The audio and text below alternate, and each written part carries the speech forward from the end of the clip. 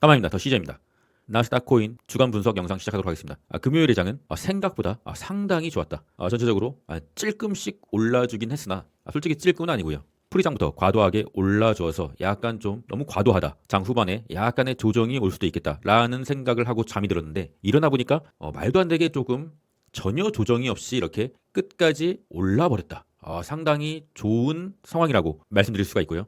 트럼프의 취임이 이제 내일 월요일인데 미장은 화요일부터 열리는 것이죠. 취임 후에 열립니다. 과연 트럼프가 증시에 도움이 되는 취임사를 할 수 있을 것인가 한번 유심히 지켜봐야 되는 상황인 것 같습니다. 공포지수는 38. 제 생각에는 이 공포지수가 근본의 상승 추세로의 진입으로 뉴트럴로 올라간다고 하면은 단기 물량을 다시 한번 부분 매도를 고려해 볼 수도 있겠다라고 생각하고 있습니다. 푸드크옵션 0.72 다시 한번 0.70 밑으로 내려가 줄 수 있겠느냐. 추세를 긋는 것은 의미는 없으나 추세를 상방으로 돌파하고 다시 한번 푸드크옵션이 내려가줘서 이 추세 라인을 터치를 하게 된다고 하면 그때부터 다시 한번 증시의 조정이 오면서 푸드크옵션이 오를 수 있지 않겠느냐. 김전사의 주간 동향을 보면은 다행히 금요일의 일간 순매수는 소옥스 반도체 COC 1위를 차지해주면서 상당히 우리 소옥스를 상승을 유지할 수 있게 도와줬다. 그리고 주간 순매수에서는 서브 로보틱스 트럼프의 정책에 관련된 로보트 그 로보트의 대장주죠.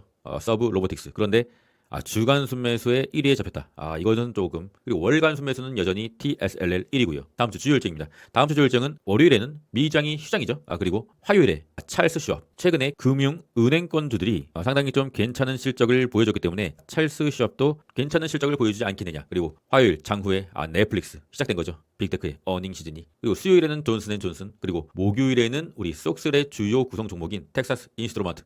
그리고 금요일에는 대표적인 배당주인 버라이전. 다음 주 주일정입니다. 월요일에는 휴장이고요. 마틴 루터킹 데이 그리고 트럼프의 취임이 있는 날이죠. 월요일에서 화요일로 넘어가는 새벽 2시, 새벽 1시부터 이제 트럼프의 취임식이 시작될 것이고요. 장후에는 넷플릭스 실적, 목요일에는 장후에 텍사스 인스트루먼트 실적, 금요일에는 일본의 금리 결정 12시에 발표가 되고요. 예보는 일본이 금리를 올린다. 0.25% 올려서 0.5% 그렇게 예상을 하고 있는데 제 개인적으로는 이제 일본이 금리를 올려서 시장에 조정의 빌미를 줄 수도 있으나 사실상 트럼프의 취임 이후 또 여러 가지 일이 그 주에 생길 것이기 때문에 어쩌면은 일본이 동결을 하게 된다. 충격적으로 예보를 무시하고 동결을 하게 된다라고 한다면 시장이 다시 한번 탄력을 받을 수 있는 호재로 작용할 수가 있다.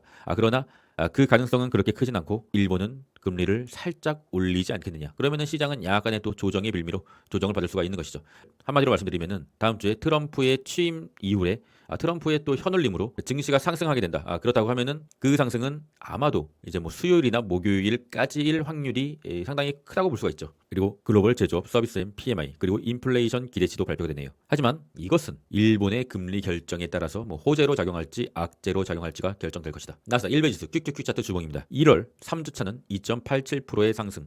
상당히 우려와는 다르게 어쩌면 가장 힘든 한 주였는데 어이없게도 상승을 했다. 고점 대비 3.25%의 격차를 두고 있고요. 사실상 고점 대비 한 3% 정도면은 나스닥은 여전히 강하다. 그러나 주봉으로 봤을 시 현재 어쨌든 주봉으로 봤을 시는 저점을 계속적으로 낮추고 있는 패턴이에요. 고점은 높아지지 않았고 일봉으로 봤을 시는 조금 다른 견해인데 주봉으로 봤을 시는 아직까지는 명확한 상승 추세는 아니다. 긴 시계열로 매매를 하는 주봉으로 봤을 시에는 아직까지는 조금 2% 부족한 상황이다. 라고 볼 수가 있습니다. 롱의 보조지표. 현재 다우지수는 어느덧 볼린저 밴드 상단을 터치를 하였고요. 스토캐스틱 굉장히 올라가고 있고요. 언제나 미국 주식은 다우지수가 선행을 합니다. 다우지수가 이렇게 계속적으로 내렸을 때도 S&P와 나스닥은 뭐 그렇게 내리는 건 아니었어요. 근데 다우지수가 선제적으로 내리고 선제적으로 반등을 시작했죠. 그래서 S&P와 나스닥도 약간의 따라가는 추세가 아닌가. 그런데 잘 보면은 S&P가 살짝 좋지 않은 흐름을 보였을 때도 나스닥은 뭐 그렇게 뭐 잘 버텼어요. 그러나 현재 다우가 먼저 올라가고 그다음 S&P 따라가고 그다음 나스닥이 따라간다. 다우는 MACD 양봉이 3번 출현했고 S&P는 1번 출현했다. 그러면 나스닥도 이제 추가적으로 다우와 S&P가 좋은 흐름을 보인다고 하면 나스닥도 MACD 양봉이 출현할 자리다. US100 나스닥 지수 현재 보라색 음영으로 처리한 부분이 나스닥의 하락의 추세입니다. 그리고 금요일에 괜찮은 상승으로 나스닥이 하락의 추세를 처음으로 돌파한 일봉이 뜬 거죠. 그렇다고 하면 이제 상승의 완벽한 추세로 돌리려고 한다고 하면 이 검정색 라인을 돌파를 해줘야 된다. 이 검정색 라인이요. 이 검정색 라인은 계속적으로 나스닥이 지지를 받으면서 계속적으로 타고 올라갔던 굉장히 중요한 선이에요. 그런데 멤버십 회원님들께도 말씀드렸지만 저는 금요일에 이 검정색 라인을 돌파를 하지 못한다고 생각했어요. 4시간 봉으로 좀 크게 보겠습니다. 이 검정색 라인이요. 이 검정색 라인이 이 검정색 라인인데 금요일에 검정색 라인을 살짝 돌파를 했지만 결국에는 이 검정색 라인을 돌파를 하지 못하면서 마무리가 됐다. 트럼프의 취임 기대감의 재료는 거기까지인 거죠. 이 검정색 라인을 반드시 돌파를 해야 비로소 나스닥이 전고점, 그리고 그 다음 전고점, 그리고 나스닥의 최고점, 이 라인을 차례차례 돌파를 할 수 있는 힘이 발휘되려고 한다고 하면 계속적으로 추가적인 호재가 나와야 됩니다. 한마디로 현재 호재는 다 썼다. 여기까지 올라오면서 다 썼다. 추가적인 호재가 나와야 계속적으로 전고점, 전전고점, 전전저고점, 나스닥의 최고점 라인을 뚫을 수가 있다. 호재가 나와야 됩니다. 그러나 막상 트럼프가 취임을 했는데 뭐 별다른 크게 증시에 호재를 가져다 줄 말을 하지 않는다라고 한다고 하면 나스닥은 4시간 봉 기준으로 살짝 또 내려오는 흐름을 보이겠죠. 하지만 현재까지는 나스닥의 4시간 봉의 중앙 이평선은 올라오는 추세다. 올라오고 지지받고 다시 한번 호재가 나오면은 뚫으러 가겠죠. 현재 주말 동안에 어떤 비트코인도 상당히 오르고 호재를 굉장히 끌어다 썼다. 그렇게 판단하고 있고요. 소문난 잔치집에 먹을 것 없다.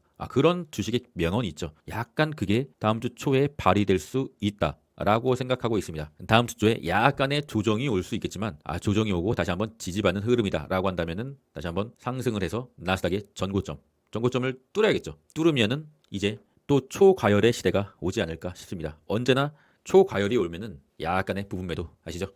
엔비디아는 조금 정이 가지 않는다. 정이 조금 가지는 않으나 그래도 엔비디아 중앙 이평선을 평평하게 만드는 흐름이다. 스토캐스틱은 과매도권을 약간 벗어나기 시작했고요. 엔비디아가 올라야 쏙소리 오르니까 속스X 반도체 1배 현재 종가 마감 기준으로는 근래 들어서의 최고점이다. 근래 11월 초에 한번 무너지고 그 다음부터 약 한 2달이 흘러가는데 2달 만에 최고점이다. 센 거죠. 말씀드렸잖아요. 원래는 반도체가 나스닥보다 상당히 오르면은 더 오르고 내리면은 더 쳐내리는데 최근에 상황이 나스닥보다 반도체가 덜 내렸어요. 나스닥이 크게 내리는 상황에서도 반도체는 좀 덜 내렸다. 힘이 웅축된 거죠. 반도체 좋게 보고 있어요. 단 한 주도 매도하지 않았고요. 하지만 볼린저 밴드 상단을 맞았다. 약간의 조정이 오더라도 다시 한번 추가적인 상승을 보고 있습니다. 저는 물론 속스를 갖고 있고요. 속스리 드디어 121선, 이 초록색 선은 121선입니다. 121선에 저번에 터치를 했다가 다시 한번 무너지고 기를 모으고 다시 121선을 터치했다. 속스를 가야지. 그래도 파란색 선까지는 올라줘야 된다. 테슬라는 종가 마감쯤에서 상당히 상승분을 좀 반납하면서 마무리가 되었으나 여전히 테슬라는 단 한 주도 팔 생각이 없고요. 테슬라를 팔 생각이 없습니다. 저는 전고점을 뚫으면은 팔 생각을 조금 해보겠어요. 이제 머스크가 이제 움직일 때가 되었다. 머스크가 움직여줘야 된다. 테슬라 홀딩. FNGU는 애플이 조금 좋지 않은 상황을 보이면서 불즈보다도 훨씬 더 못 오른 FNGU. 저는 개인적으로 이날 좀 담았어요. 이날 담았고 약간의 좀 수익을 거두고 있는데 단기 매매로 들어간 겁니다. 단기 매매로 조금의 상승을 더 보고 있고 조금의 상승을 보여준다고 하면은 단기 매매는 종료하도록 하시죠. 숏의 보조지표 어느덧 속스S가 볼린저 밴드 하단을 터치를 했다. 볼린저 밴드 하단을 터치하면은 통상적으로 약간의 기술적 반등은 올 수가 있어요. 하지만 다시 한번 내렸어. 너 내려가야지. SQQQ는 볼린저 밴드 하단까지 조금 간격이 남았다. 스토캐스틱 K값이 D값을 위에서 아래로 터치. 추세적으로는 내리는 추세다. 김노세 ETF 순매수는 속스S 1위. 그리고 MSTG는 MSTR 숏의 2배다. MSTG는 3위. 이더유 제발 좀 관심을 갖지 말아주세요. 김여사님들. 하여튼 MSTG가 조금 더 몰리면서 MSTR 또 MSTU, MSTX 이런 롱들이 상승을 했다. 역시 개미들은 한 발 빠르거나 한 발 늦다. 키움전사가 급격하게 몰리는 상황은 단기적으로는 그 종목은 좋지 않을 가능성이 크다. 중장기적으로는 싸면은 사면 되고요. 비싸면 팔면 되는데 초단기적으로 봤을 때는 키움전사가 몰리는 상황에서는 약간 한 템포 쉬어서 매수를 해야 된다. 코인의 공모수 70이고요. USD 테더 코인의 화폐단인데 이게 좀 내려줘서 이렇게 다음 채널로 이렇게 내려가 주면은 불장의 시작이라고 볼 수가 있는데 좀 많이 아쉽다. 살짝 올라주는 흐름으로 가고 있습니다. 하지만 이 저항을 막고 다시 한번 내려주지 않을까? 저는 그렇게 긍정적으로 생각하고 있어요. USD 테더가 내려줘야 전체적인 코인 시장이 불을 뿜기 때문이죠. 코인베이스 일봉입니다. 코인베이스 현재 밑에 채널이었죠. 밑에 채널 검정색 상단, 검정색 하단, 검정색 상단을 정확하게 터치를 하고 약간 미세하게 상승분을 반납하면서 마무리를 해줬다. 만약에 코인베이스가 이제 현재 주말장에 비트코인이 뭐 상당히 좀 괜찮은 흐름을 보이면서 올라주고 있는데 화요일까지 장 시작할 때까지 비트코인의 현재의 상승을 반납하지 않고 유지해준다. 그러면 당연히 화요일장에서 코인베이스는 갭 상승을 하면서 시작을 하겠죠. 근데 그 자리가 볼린저 밴드 둥둥이다. 무슨 말인지 아시겠죠? 약간의 MSTR도 현재 비트코인이 상승분을 반납하지 않고 화요일장을 시작한다. 그러면은 MSTR도 볼린저 밴드 둥둥으로 시작한다. 그러면은 단기 물량은 욕심을 버리고 아시죠? 현재 비트코인이 오르면서 MSTR과 코인베이스 또는 코닐의 보유자분들께서는 상당히 좀 많이 기대를 하고 계실 거예요. 하지만 언제나 그랬듯이 최고의 기대는 입꼬리가 살짝살짝 올라가는 최고의 기대의 순간은 엉덩이가 들썩들썩거리는 최고의 기대의 순간은 약간의 욕심을 내려놔야 될 때다. 코인베이스, MSTR 주주분들은 미리 좀 축하를 드립니다. 비트코인으로 넘어와서 비트코인 같은 경우는 나스닥과 마찬가지로 계속적으로 저점을 낮추는 하락의 패턴에서 처음으로 이 채널을 돌파를 하고 추가적인 미친 상승이 나오고 있다. 현재 영상을 만들고 있는 기준으로는 약 105K 정도. 상당히 좋아요. 지금 상당히 좋다. RSI는 65밖에 되지 않고요. 스토캐스틱은 아직 K값이 D값을 위에서 아래로 터치도 않는 상황. 상당히 좋다. 기본적으로 비트코인은 뭐 홀딩이죠. 말씀드렸잖아요. 이렇게 비트코인이 이렇게 죽을 쓰고 있는 상황에서도 비트코인은 현재 모든 자산군 중에서 가장 안정적인 자산이다. 비트코인 더 가야지. 그러나 솔라나 현재 주말 어제 큰 사단이 났죠. 트럼프 코인이 새로 상장을 하면서 모든 코인들의 수급, 모든 돈을 블랙홀처럼 빨아들이고 있다. 트럼프 코인이 솔라나 기반이기 때문에 솔라나로 모든 돈이 모이면서 원기욕을 쏘고 있다. 그러면서 솔라나가 RSI 77을 보이고 있습니다. 상당히 이것은 좀 고점인데 개인적으로 봤을 때는 이게 이제 볼린저 밴드를 지금 둥둥이거든요. 볼린저 밴드 둥둥인데 워낙에 추세가 세다. 현재 모든 코인의 대장이다. 그렇기 때문에 솔라나는 약간의 하락을 보이더라도 다시 한번 또 쏠 수가 있어요. 현재 상황에서 그렇게 생각해요. 솔라나가 오르면은 모든 알트코인이 쳐받고 솔라나가 조금 내리면은 다시 알트코인이 오르고 뭐 이런 지금 굉장히 혼란스러운 주말의 상황인데 저는 이 상황을 좀 긍정적으로 보고 있습니다. 주식과 코인은 긍정적인 멘탈을 갖고 있지 않으면은 할 수가 없거든요. 그래서 그냥 긍정적인 거죠. 레버리지와 인버스 관계가 순간적으로 돼버린 거예요. 그러면서 이 저점과 고점을 살짝씩 높이면서 모든 코인이 다 올라가는 장세가 조만간 펼쳐지지 않겠느냐. 솔라나가 가능하면은 이 볼린저 밴드 안으로 들어왔을 때 주봉상 고점을 이은 이 보라색선을 강하게 지금 돌파했잖아요. 그렇다고 하면 다시 한번 혹시나 볼린저 밴드 안으로 들어오는 기회를 주면은 그때 좀 솔라나를 적절하게 좀 매수를 하는 것을 조금 기다렸다가 사는 게 좋지 않겠느냐. 물론 단타는 뭐 언제든지 가능하고요. 그리고 이제 우리 게더리움 4시간 봉을 보고 있습니다.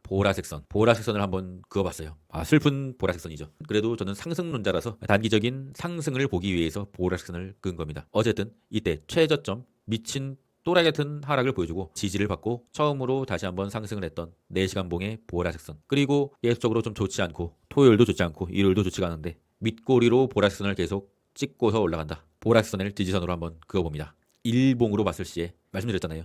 이 빨간색 선에서 계속적으로 이더리움은 민기적된다. 지지를 받고 올라가줬으면 좋겠습니다. 이더리움도 현재 하락의 채널 안에 있지만 이 비트코인처럼 하락의 채널만 벗어나주면은 슈팅이 한번 나오지 않을까 기다리고 있어요. 더 시저의 가족이시라면은 비트코인은 뭐 당연히 갖고 계실 거고요. 그러나 이더리움도 많이 갖고 있고 알트코인도 많이 갖고 있을 텐데 상당히 지금 답답하고 힘든 상황일 거예요. 하지만 저는 개인적으로 솔라나의 상승으로 코인의 유동성이 상당히 많이 확보됐다고 보고 있습니다. 긍정적으로 보고 있다는 것이죠. 유동성은 투자를 함에 있어서 필수적인 요건이다. 돈이 많이 들어오고 있고 계속적으로 유동성이 확장이 되면은 결국에는 그 돈은 갈 곳을 찾지 못하고 알트코인으로 들어오게 될 것이다. 때를 기다려야죠.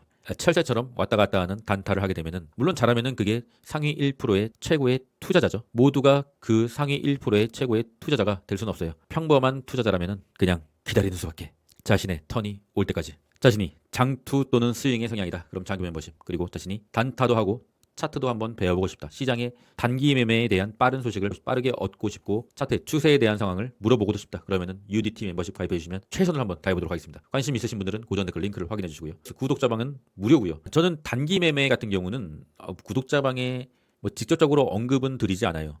왜냐면은 그것은 또 실시간 대응이 조금 필요한 부분이고요. 그래도 구독자방에도 제 뷰를 상당히 많이 드리려고 노력을 하고 있습니다. 저 말고도 많은 고수분들이 계시기 때문에 관심 있으신 분들은 구독자방도 입장해 주시길 바라겠습니다. 패스워드는 431이고요. 아무것도 성취하지 못했을지라도 자신을 존경하라. 거기에 상황을 바꿀 힘이 있으니. 프리드리히 니체. 자신을 믿어야 됩니다. 투자는 멘탈이고요. 단기적으로 나스닥의 추세는 회복됐고요. 비트코인의 추세도 회복됐습니다. 힘내시고요. 멘탈 관리를 잘 하시길 바라겠습니다. 그럼 전 끝까지 하겠습니다. 이상입니다.